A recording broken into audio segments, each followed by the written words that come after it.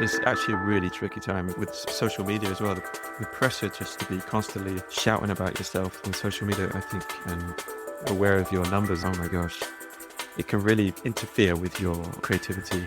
And not just that, but the general noise of the world. I think it's often talk about this with my partner. You really have to protect yourself now. And it's so easy to get swallowed up in all the noise and all the pressure to be something to the outside world. And really, just got to shut that out sometimes or most of the time in order to be who you need to be.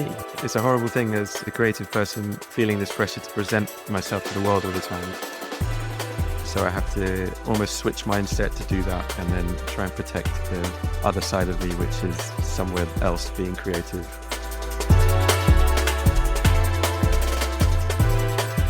Welcome to the Daring Creativity Podcast, a show about daring to forever explore creativity that isn't about chasing shiny perfection. It's about showing up with all your doubts and imperfections and making them count. It's about becoming more of who you already are. My name is Martyn. I'm a designer, author, and eternally curious human being. I am talking to a broad range of guests who share their stories of small actions that sparked lifetime discoveries, taking one step towards the thing that made them feel most alive. Let me begin this episode with a question. Are you ready to discover what happens when you dare to create?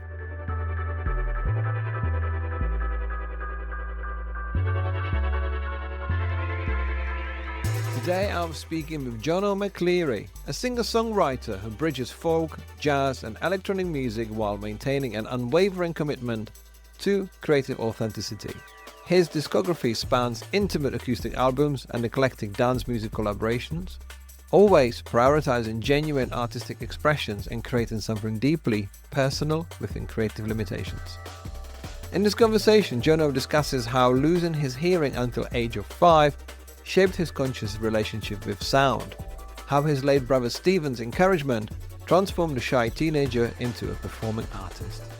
Jono also opens up about the challenges of maintaining creative integrity, why having no plan B strengthens his resolve to make music work, and how collaborations with electronic producers expanded his audience while protecting the intimate core of his songwriting. It's my pleasure to share with you my conversation with Jono McCleery.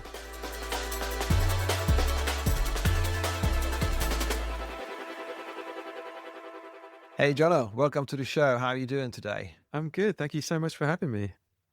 I've been looking forward to this one because I feel like I haven't seen you in person for, quite a long time. So it's a nice way to catch up and find out about what you've been up to, what you've been doing. And I've got quite a few questions about your process, how you write, what you publish.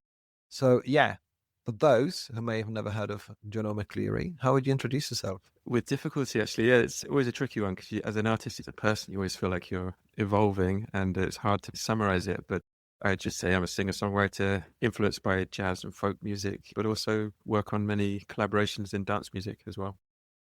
Fantastic. I remember you and I met through your late brother, Steve. What was your way of getting into music and actually becoming what you are now today?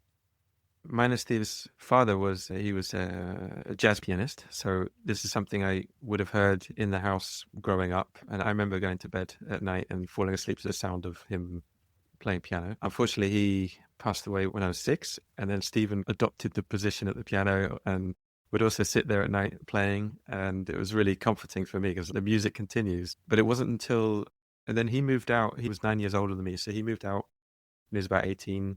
And it was quite sad for me. I was like, oh, the music is gone from the house. It's a lot more quiet.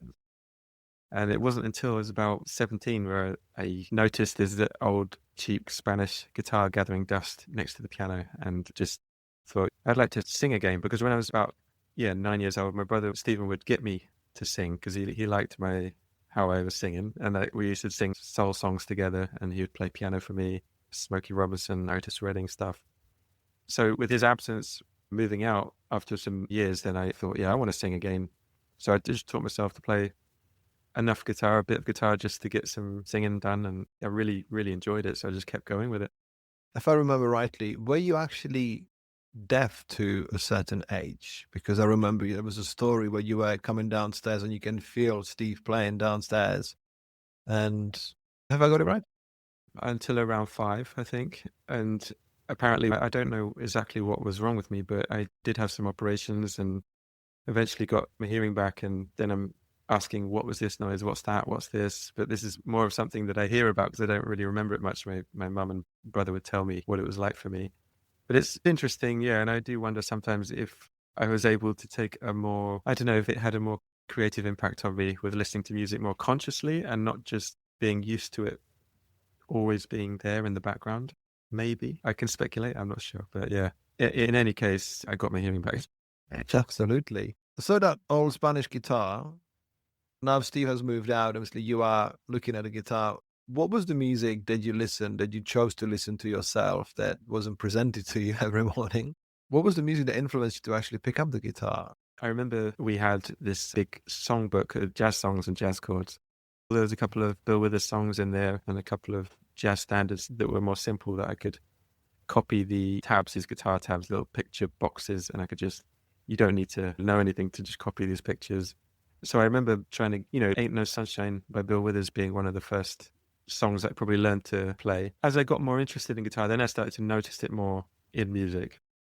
It wasn't until I discovered John Martyn and Nick Drake where that really blew my mind open with what you can do with a guitar.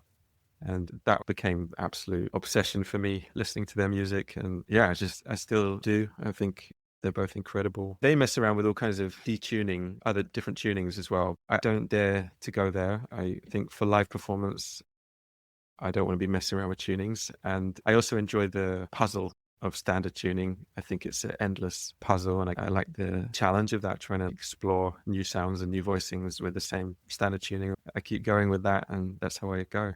This is an interesting one because this is actually, I was going to ask you about unusual tuning as someone who can only play guitar in standard tuning or potentially like in a drop D, and this is as far as I can go. And I remember people think, for example, says, look, I play in a non-standard tuning because I don't want to sound like everybody else. Or what I like when you said, you know what, it's a puzzle. This is a great subject as well, if you want to talk about creativity as well, because yeah, I think it's too easy to sound different if you change your instrument. And I've seen many performers who have all kinds of tricks and gimmicks and toys on stage, and yeah, they sound different, but they need all this help to sound different. No, I think it's much healthier creatively to attempt to sound original with just normal instruments if you can. I think that's the way to go. Yeah. Everyone's different. Some people, that maybe that's part of their creative journey, to just completely change the instruments and everything. For me, I prefer to keep things dead simple, and I feel like I see things more clearly for what they are. I think there's a great phrase in there's a freedom in limitations, because I remember being a big fan of a band called Soundgarden, and they pretty much changed the guitar for every song. They used to have mad tuning, triple C and whatever. What? It sounded heavy, it sounded big, and that was the thing what they did. But as you said, to sound like that, you need a lot of help. You need a lot of from behind the scenes to actually make sure that those 5 different guitars or 6 different guitars are all in unison and ready for the musician. So High maintenance, yeah. Absolutely. Limitations are so important. And actually, now I remember, I'm kind of glad I got into music before technology really developed as well, because now it's like everything's so easy to get going with recording and stuff. I had a tape 4-track, cassette 4-track, and it was also very limited in what I could record. And then if you want to do more than 3 or 4 tracks together, you got to start bouncing tracks together forever. So that you had to develop a lot of discipline working like this. And I think limitations is so important, actually. Yeah. Otherwise, it can be easily overwhelming what's possible to do. I think we struggle with paradox of choice, actually having so many possible options that you can do anything with everything. I think that must be quite paralyzing sometimes. So what I want to do, I want to jump from you teaching yourself how to play guitar to writing your first song, the moment when you put the first few chords together and realize I can write my own music. How did it feel like? I'm trying to remember.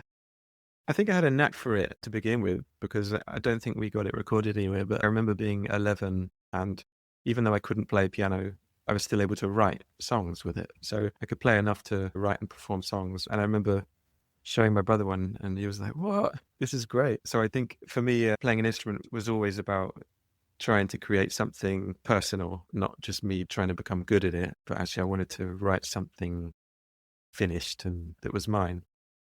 So I do remember that feeling straight away with the piano. And then with the guitar, it took longer because you can't just hit the notes.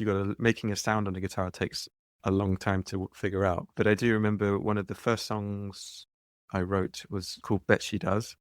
It was when I first started kind of picking the strings, and I thought, oh, this sounds good. And then I'm just finding new voicings and ways to play these chords, and the melodies just jumping out at me. And this song was, the first song I think that got me noticed by a few people as well. Tom Robinson at BBC Six. I think as soon as he heard that song, he was just completely in my camp and supporting me wherever he could. And I remember playing that live at my first ever gigs. I had this weekly gig in Surbiton at a pub called the Brave New World. I didn't have enough songs to play for an hour, so I'd just play like a few of my own. And then the rest are like covers, Bill Withers, Paul Weller, Nick Drake covers. But yeah, I played this song and people just loved it. So I was, okay, maybe I can do this. And I try and build on that. And eventually a couple of years later, I could fill up an hour with my own songs. What did it feel like for you to, obviously, first, as you said, you need to transfer what you've been touching with the keys on the piano. Obviously, you've been pressing keys on the piano, learning how to sort of transfer onto a guitar, but then using your voice and actually putting lyrics together, because it's almost like a triptych of skills. You need to sort of get from one to another, and then you sing it. Obviously, you write the lyrics, then you sing it, as you perform. It feels like there's a sort of chain of skill sets that you need to put together. What was it like to write lyrics, and where did they come from? Yeah, lyrics is definitely the hardest part, or the part that requires usually the most discipline. Very often now, I don't pay attention to lyrics until the very last stage, until I'm assured that I'm happy with the direction or the idea in principle. What I do more often now is a lot of recorded improvisations, and usually the melody will dictate the words that fit naturally and the phrases that I'm singing. Very often I can hear a lyrical theme emerging from my improvisations, which kind of takes the pressure off me a bit to write something, because there's something there already, and it's just a question of me unpicking it and seeing what's kind of hidden in there, and I'm able to build from that theme. But sometimes it can be very laborious, finishing a song and working out a lyrical direction which feels good enough for the music. That's really interesting, because I was going to ask you, what is your process? Like, do you start with the melody first, you with the song, and then is it, as you said, well, it could be sort of gobbledygook? There's this sort of improvisation. I remember there was a conversation with Annie Clark, aka St. Vincent, and she was talking about how she worked with David Byrne. And apparently he was sending her demos with going, and she's like, are you okay? Because he was just more or less sort of content blocking, just sort of putting things in there, going, anything goes. And it was quite interesting what you say, that the theme of the lyrics and the song theme kind of comes through that improvisation, which is great to hear how you do it. I think I try and make the whole process as unconscious as possible. And I obviously have to be in a good place to make that happen, feel good. But the ideal scenario is feeling good about yourself, hitting the record button, and just being as free as possible, coming back later to observe what you've done, and then you can start to structure it. I want to ask you about style temptation, because did you ever have that temptation to have a grunge era, or like, anything different? Were you always on that path of folk inspired, sort of folk, jazz, soul style music, or was there any sort of temptation to get a Marshall amp and a couple of dirty pedals? No, actually. Yeah, I've always been happy with the simple setup. And if anything, my temptation is towards jazz. And I almost have to kind of not indulge that too much, because I think it takes me away from being accessible if you go too far down that rabbit hole. So it's incredibly inspired by a lot of jazz music and jazz performers, John Coltrane and people of that era. And I would love to play double bass for jazz music. I think it's such a fun, satisfying instrument for me to play. I kind of keep that as a hobby and an inspiration factor to keep things simple for my music. And the other thing is also being open for collaboration has been a huge thing for me as well. So I think it was the album There Is, the first one that I released with Counter Records on Ninja Tune. And that was a collaboration with Fibe One, who's an electronic producer. And that was the first time I really worked together with the electronics. But I don't want to learn any programming myself, so I just record. I've still got a tape 4-track and a few dusty old instruments, and then I'll work with people who focus on the electronic side of things. And actually, since the pandemic, collaboration has become a really, really important part of my music now. So every week I'm working on new collaborations in dance music. And again, when this circles back to limitations as well, I also feel this circling back into my own music when I write my stuff. I've got used to these collaborations where I have 2 chords or 4 chords and a beat. I like the puzzle of this. Yeah. How do I represent myself with these limitations? And it still feels like it's me. How do I do that? So I've really enjoyed that. I'm curious now because you've really taken a few questions from my mind already, which is cool. So, obviously, with your music, you've got a lot of minor chord structures that sort of play homage to the jazz music. And then there's in your music, there's richness where you can explore, as you said, a puzzle. And I like the word, how you use the word puzzle throughout all this, because you can find ways of half notes and all of that stuff. Whereas with dance music, I think, as you said, the limitation is there. How much of a space you've got to sort of bend things and explore and do half steps and that kind of stuff? Because is that tapestry slightly less dense when you've got on 2 or 3 chords and a beat? For sure. But credit to the people I've worked with. They know who I am, and that's why they want to do something together. So a lot of them have been quite open-minded. So often when I'm recording for a dance track, to get me into the mood of it or get me in the creative zone, I will play instruments for it as well.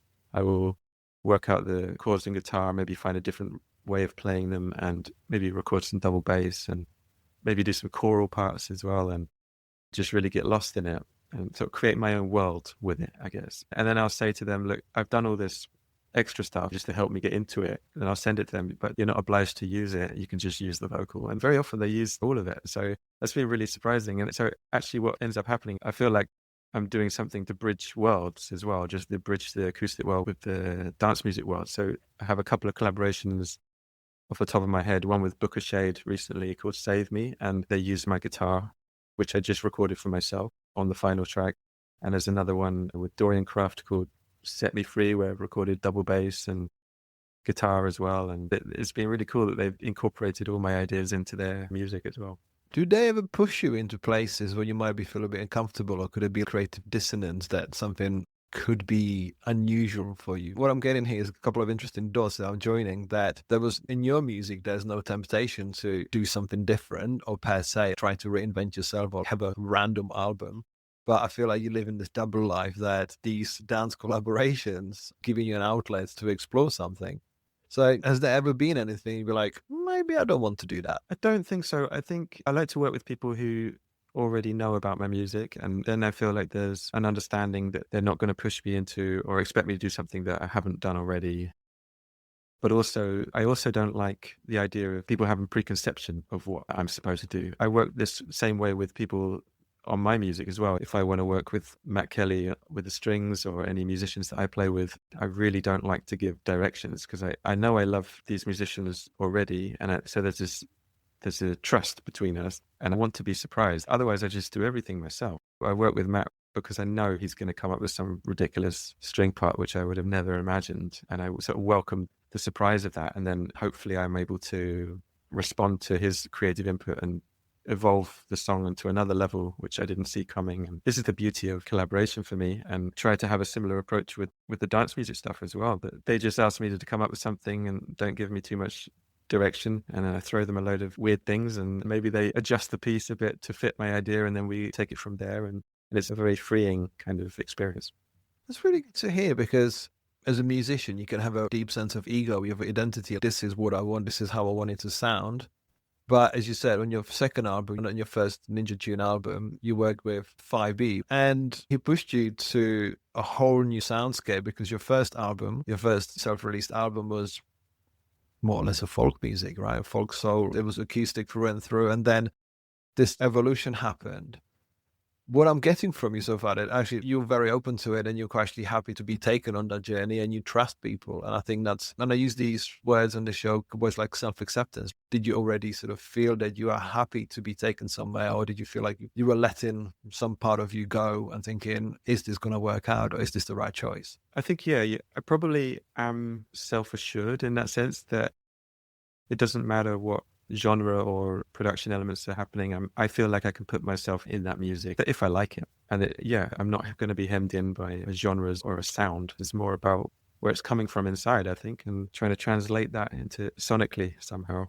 Actually, this reminded me of one of your collaboration, which is very Southampton centric at that time, which was Part-Time Heroes. That must have been, Toby, Ross, Laura. Again, that reminds me of those really good times where Southampton, I felt like Southampton was on the map at that time, producing really interesting things. What was that like? Because there was more of would you say that was more of a sort of even collaboration, or was Ross and Toby running the show? It was quite even because, well, in terms of production, it was all in their hands. But I think that might have been the first collaboration I ever did. It was great because they liked my solo stuff, and I said to them, yeah, they asked about collaboration. I said to them I had an idea for a song, and so I already had this written really with guitar, and they really liked it. So we just went straight for it, and I think it was the single of their album, and I think we did a live session for Giles Peterson back then, playing that song. But yeah, production was, I knew which direction they were going with, and it was already, the bits I had heard already sounded really tasty. So I was like, yeah, whatever you do what you want to do with this. I was just happy to play this song for them, and it worked really well. Yeah. Yeah, I mean, I realized it was such a big single. I just remember, I mean, it's kind of embedded in my brain. It was such an incredible song, absolutely incredible. So when it comes to writing your own music, you've moved quite a few years ago from London to Rotterdam, right? And you've been very prolific. And even though your albums sometimes take quite a few years to produce, whenever I check, there's something new that comes from me. How do you discipline yourself? How do you push yourself to actually produce music at a time where we live in a very snackable environment, like snackable society? People try to create catchy tunes for TikTok, the 30-second attention span. But what you produce is very much staying true to your roots, stay true to your formula. Obviously, you're still very much a singer-songwriter. And I want to know, how do you put a process of putting an album together? How does that sort of come together? Where's the seedling come from, and how do you do that? It's almost become habitual now. I don't think about it too much. It got really precarious and tricky around the pandemic, and I started to think, can I really keep doing music? Since then, I haven't played live much, but luckily the collaborations started coming in, so it gave me a different thing to focus on. I don't really understand where this need to create comes from entirely. It's relentless. I would expect maybe one day it dies down and I think, maybe I don't want to write, and maybe I don't have anything to sing anymore. But it's just always, it feels like a endless fire inside, and it's become a kind of way of life to just give myself the time to tap into it. And yeah, these recordings I really enjoy the process. Yeah, it's a part of my life. And I try not to dictate the terms or the direction too much. And I like to let that unfold by itself. But yeah, I don't know exactly where this comes from. Well, I like your answer because you live and breathe what you do. And for the part of my book, based on this series of the podcast, Daring Creativity, Daring Forever, I'm trying to understand the biological truths of the responses of our brains, of how the neuroplasticity works in our brain, and obviously how, when we think positively, when we do that one thing over and over again, our brain is more adapted, more susceptible to those influences, those information, pieces of information that influence. And then we focus more on this. Therefore, we produce more of the motivation to actually do this. Because the reason why I asked you, how do you feel about writing music at such times? You can easily, as you say, you can be disconnected to it and actually do your own thing. Or you can be like some of the musicians who are disheartened by the fact that they're not selling albums, they're not getting the streams they should be playing, because that quantification of the following, have I got enough followers, have I got enough plays, have I got enough this, it can really play with those people who are not, as you say, as self-assured as you are, because you stand firm with like, okay, this is who I am, this is what I do. And if the album doesn't do X, Y, Z, does it really matter? Because after all, what really matters is what's on the album and how it sounds and what it says. Yeah, you're right. I mean, it's actually a really tricky time with social media as well.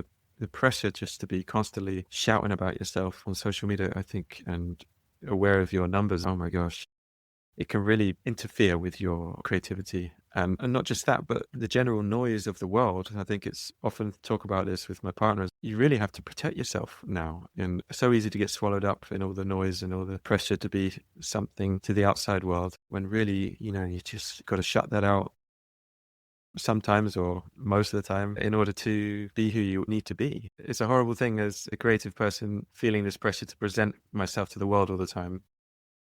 So I have to almost switch mindset to do that, and then try and protect the other side of me, which is somewhere else, being creative. Yeah. What is it that you tell yourself when you feel like you losing towards the pressures of social media? What is it that you tell yourself that, you know what, I'm okay. I don't have to play that game, because ultimately it's not the games and the rules that I've subscribed to. It's just the outside noise. Well, even though it's difficult to get paid in streaming, I do manage to get paid in streaming. So that's one aspect that allows me to keep going, which I'm very, very grateful for. So there I can check out my streaming stats and I see that people are listening and I'm able to support myself to keep making music. But more spiritually, it's the validation you get from people, from individuals as well, who just, I think it's so nice when fans or anyone just reach out, tell you what a song means to them or how it's helped them through a tricky period in their life or a moment, and or help them celebrate something beautiful. And those things really are really important for me as well, because then maybe I get invited as well to a special private event to play for people whose a song of mine is really important to them as well. Then I can get a grasp of that it's not just for me, it's also other people are getting something from this. And yeah, that's also very important, I think. So would you say, since you've been doing the collaborations, that you actually expanded your listenership? Would you say that those kind of collaborations brought you new listeners? I think so. I mean, it looks like it. I love to think that maybe people who weren't into more jazzy folk music might be checking it out because of something I've done in dance music, and vice versa. That excites me, the idea of bridging those worlds together. And I think music is just music. You know, it doesn't really matter what kind of is it. You can enjoy any kind of music, I think. We'll be back after a quick break. This episode is brought to you by Lux Coffee Co., the first creative specialty coffee company building a platform to shine the light on emerging global talent with a mission to make a positive impact on the creative industry and beyond. Lux Coffee Co. offers exceptional coffee sourced from around the world through ethical and sustainable practices, and you can discover the current range of signature blends and single origins, coffee hardware and accessories, along with exceptional apparel at luxcoffee.co.uk. You can use the code PODCAST to get 15% off your first order.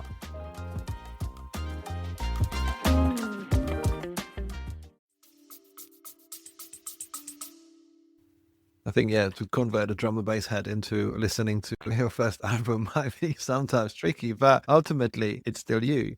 So I still want to go back to singers to writing albums, because what I'm curious about is there sometimes a thematic meaning behind it, because none of your albums are exactly the same as the one before or the one after. So I was just curious how these ideas and influences come together and turn into an album. The last album is called Reconcile, and that one I recorded mostly, I would record my parts first until I was happy with them, and then I would send them over to 551 and we start working together on his ideas over the top and the strings. That was a nice way.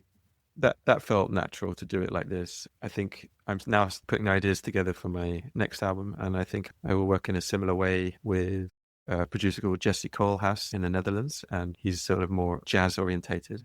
I could record a folk album by myself, like Darkest Light, but I like working with producers who can make the sound more bigger. But with the sequencing, that's when I will listen to the music. It's actually kind of a shame you have to go through this sequencing process, because very often by the time the album comes out, I don't really want to hear it anymore, because you've listened to it 100 times, and throughout the course of recording with other people, you've listened to it thousands of times, I don't know, and it's hard to enjoy it at that point. But I will try to go on a listening journey with the songs and try to hear the whole thing in one go and work out what feels right. And in regards to the theme, it's something that I would usually let uncover by itself. I don't think there's a predetermined theme usually. Sometimes I think with the Reconcile album, there are a few tracks with 5-1 where I just wanted them to sound bigger. I knew they were intimate songs. The one I wrote for my brother called To See You Again, and it sounded really, really nice with just me and the string section, but I felt there could be a bit of a house beat on it, and I talked to Fibe about it, and he really wanted to work on it, and I was so happy with how it ended, because it still feels intimate, but it sounds big as well. That was the goal, for some of the songs to be intimate and big at the same time. You mentioned your brother, Steve, who sadly passed a few years ago, and I totally knew from the track list when it says To See You Again, that must be about him. Did he ever get involved in any of your music? Did you seek his approval or his feedback, the kind of stuff? Was he sort of involved in your music? He's recorded on a couple of tracks on the Pagodes album. It was on Gymnopedist and Pardon Me, playing piano. I think when I was starting to get into music, I would have sought his approval and wanted to know what he'd think of it.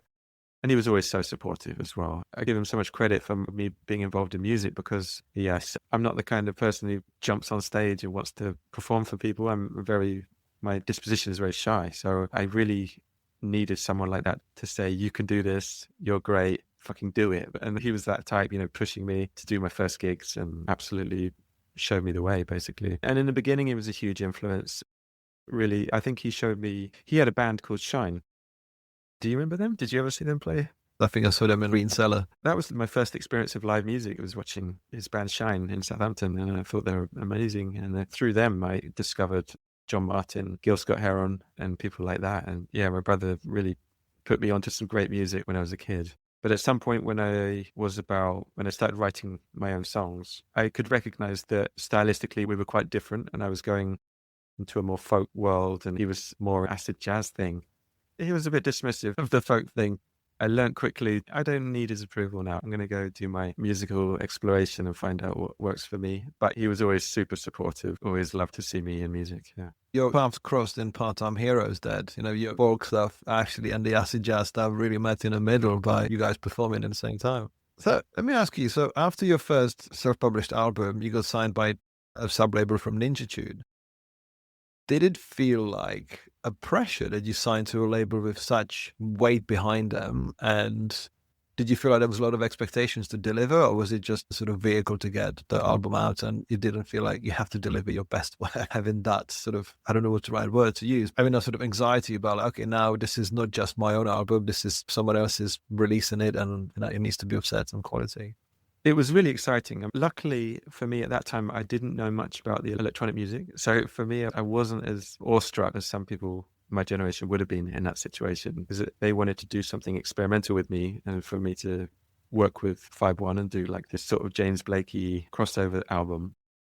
But actually being on their label, then I got into a lot of the stuff on their label. I was already a massive fan of Cinematic Orchestra and Bonobo, actually, his early stuff. But then I just found out a lot more about it as I was on that journey. And yeah, really, the pressure was not so much on the music. Yeah, I felt good that we could make a good album for them. It was just tricky managing their expectations, and they wanted something very specific. And so we're trying to meet in the middle with this folk electronica thing. And the time frame, it just seemed to go on forever, as I don't know how many years those albums took, forever, because it's a political situation with a label sometimes where you need to check the boxes for them and also yourself. It can be really tricky. It's interesting to hear, and if you can expand on this, because I think you used the word awestruck because you didn't particularly know too much about the label. I kind of grew up with the label, lots of Cold Cut, DJ Vadim, and like it was very much a down-tempo label, and they made them so famous. And then some 10 years later, your album comes out, and I'm like, okay, this is a new era. The music is evolving, everything's evolving. But it's interesting to hear that there's expectations. As soon as you sign a contract, things change. And was that a rude awakening, or was that a part of the limitations? How did you take it on? Because as you said, these albums didn't happen quickly. Some people can't handle it at all, and they will throw everything out and get out of that situation. For me, I wanted to overcome this, treat it like a limitation, like a puzzle. I think I wanted to work this out and get to the finish line with it. And if that meant having 100 conversations or changing what I do slightly, then without feeling I'm compromising myself too much, But I think that's also an important discipline to develop in the creative world, because it's not all going to be easy and in your lap and in your comfort zone. Sometimes you got to meet other people's expectations and try to compromise and adapt. And same thing in relationships as well, in your personal life. I like the challenge of knowing that I can go through a situation like that and keep some integrity as well and still be happy with the finished outcome. When you think about it, for somebody who listens to it, who's most likely from a different section of a creative industry, more from the visual storytelling, visual artistry, you get a brief set by someone who's going to pay for something, but sometimes most likely you are there, again, like enabler of the idea that you provide a commercial service. But to be signed by a label and then be told, this is our expectations, I think it's interesting to know all the shades of the creative process behind the scenes, like what really happens. Because ultimately, that album I would say it's come out fantastic. I think it's a really great album. I think it pushed you in a different direction and added those extra layers. But when you said earlier, listening to something for 1,000 times, how do you keep going when there must be an element of endurance and knowing that, ultimately you're going after a goal, which hopefully everyone's got the same goal in mind? Yeah, it takes resilience, I think, to keep going. For me, not having a plan B is quite a good reason as well. I tried doing rubbish jobs and it just, man, I could do a rubbish job for 6 months and then I got so much respect for people who can do that for a lifetime. Oh my gosh, I really, not having a plan B and knowing that music is all I've got and all I want to really live for in a professional sense. Yeah, I simply have to make this work somehow. That's my mindset. I love that answer. I absolutely love that answer because, yeah, if you've got no plan B, you're going to sit out a plan A very well. I mean, whatever it takes and whatever resilience, expectations, ambitions, all thrown together. Yeah, I love that answer. No plan B is how you survive your career. But, Jono, I also want to touch quickly on one of your albums, which was album of covers. And now we talked about music, sort of dance music and collaborations and stuff. That album, Seed of a Dandelion, starts with a cover of Gabriel. And when you talk about, and as you've talked about through this conversation about being surprised, doing things differently, I don't think that ever anyone will create a better cover of A. Gabriel because it's so unusual, it's so odd, so dynamic. It's incredible. As you can tell, I absolutely love the version that you did, but how did you go and cover a track like this, which is obviously a huge track on a dance scene? It's been celebrated for years. It's kind of one of the anthems. But how did you choose the song and how did you decide to rework it in a way and what goes into a cover like this? Thank you so much. That's amazing to hear. It's a quite funny story actually with that album because I suggested to Ninja Tune that I had this vision for a covers album with a string quartet and I just think it would be great. I'd always wanted to do a covers album to honor some of the people that I've been inspired by.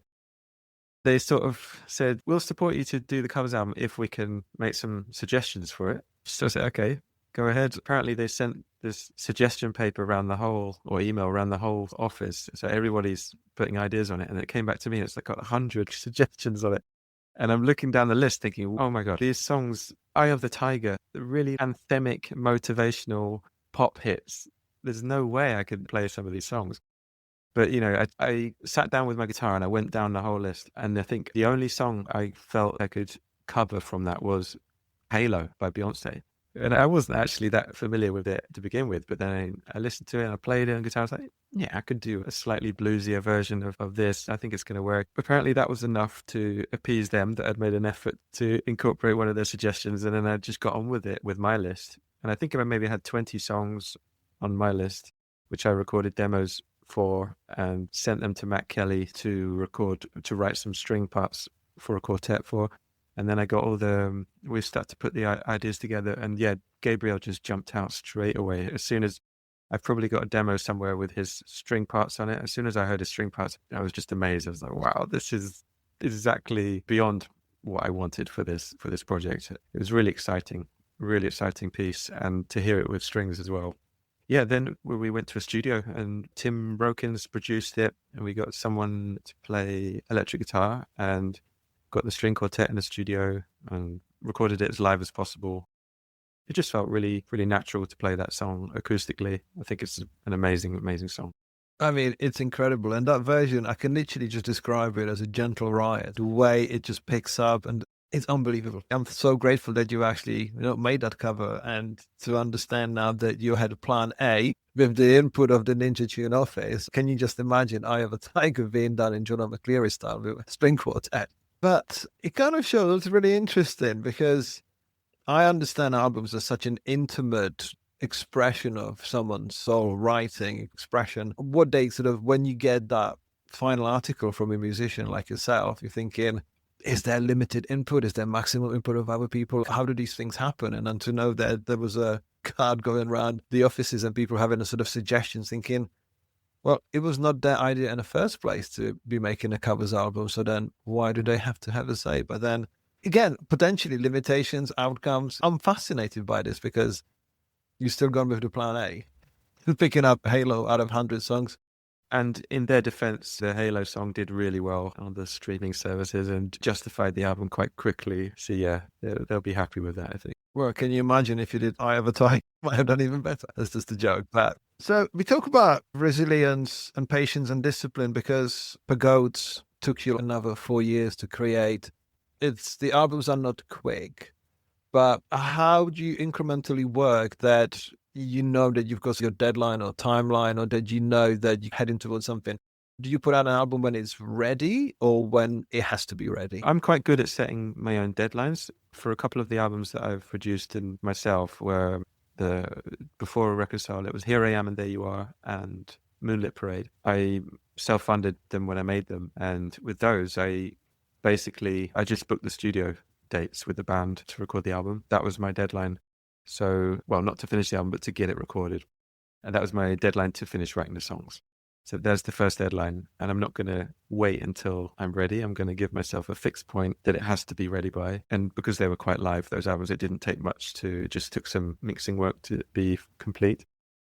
With the Pagodes album on Intune, that was really, really tricky because we actually finished the album quite quickly. Well, almost finished it quite quickly with Royce Wood Jr. The first inception of the album was just me and him working together. We had a couple of singles out, Fire in My Hands and Painted Blue. And then at some point, getting towards the final quarter of the album, Ninja Tune decide we want to take this album in a different direction now. We want it to become, maybe because I recorded Age of Self acoustically, maybe that was the instigator here, and they really liked it, which is a Robert Wyatt cover, the only cover on the album. They then said, we want to make this whole album more like that, more like the acoustic one. And we're like, oh my gosh, how many years have we just added to this project? Royce Wood Jr. was not having it at all and wanted to get out of it. I didn't want to drop the project with them, so I finished the album with Tim Rokins to make it more, almost kind of reproduce it more acoustic, basically. So it's got this strange process, a strange blend of electronica and acoustic, which was not planned from the beginning, and a weird process, but we got there in the end. But yeah, somewhere in the archives is an electronic version of that album with Royce Wood Jr., which I'd love to get my hands on actually and see if we can put it out again. I think this is the fascinating part, because sometimes you hear about albums that get shelved, re-recorded. This is not a unique situation to yourself. A musician leaves, then, they have to rewrite the parts and whatever. And I think sometimes I would love to know what that sounded. And sometimes the mystery is actually better than on a half-baked album or album that's just not quite right, because in the age of streaming now, you get the album that you love and you get to hear all the demos. You're like, this demo is a bit shit. I don't want to hear it in an imperfect way just because there might have been a couple of different notes in a solo. I think that mystery obviously has been taken away from a musician's life. People have to be more transparent, or feel like they have to be more transparent, because one of my questions here next is that what does it feel like when you create something from yourself and then it just goes out in the open, and then it meets the listener, meets the fans, meets the people potentially for the first time? And what are the reactions like? Did you ever feel like you have to adjust to the fact that the music is now in their hands and they can interpret it in any way? Sometimes, hopefully, the positive way. Sometimes it might be misunderstood. So what was it like for you to release the music and then have a reaction? I think in the beginning, it's quite scary. You're not quite sure if the outside perception of what you do is going to match at all with what you feel about what you do.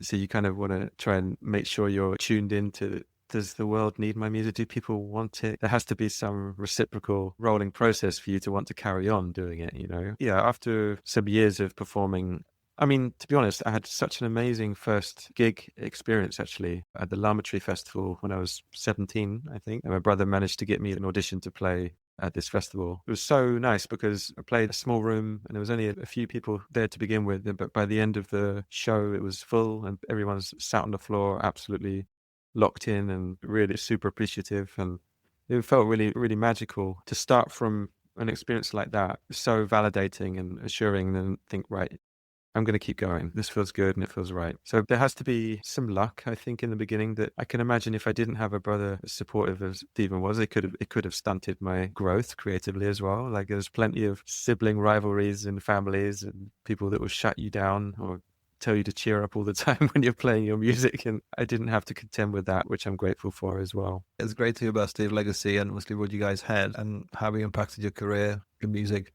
I think it's incredible. You mentioned about live music and you don't play as much potentially as you would like to. Where do you see the future of live music and actually contact with music per se? Everything's changing and we need to accept that change is always going to be present. If you could change anything, and if you could sort of bring anything back, how would you imagine music to be consumed more in a live space differently. I don't know how it's going to be, obviously, but I'm hoping that connection will become more of a thing, more important.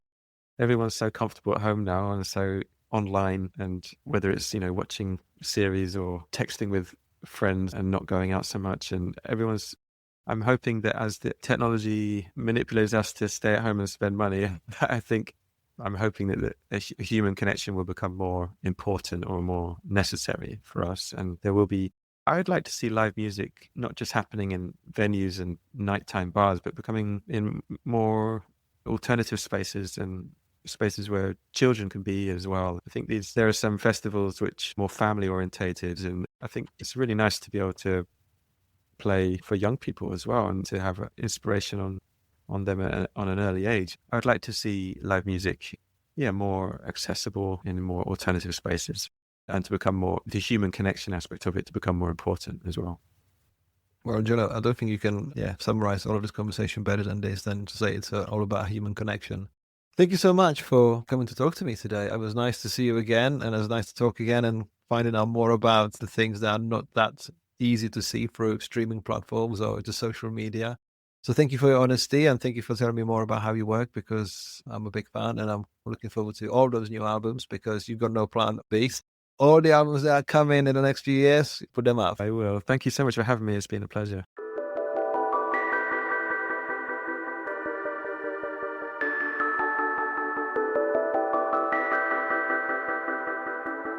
Thank you for listening to this episode of Daring Creativity Podcast.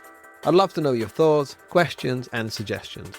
So please get in touch via the email in the show notes or social channels. This episode was produced and presented by me, Radim Malinage. The audio production was done by Neil Mackay from 7 Million Bags Podcast. Thank you, and I hope to see you on the next episode.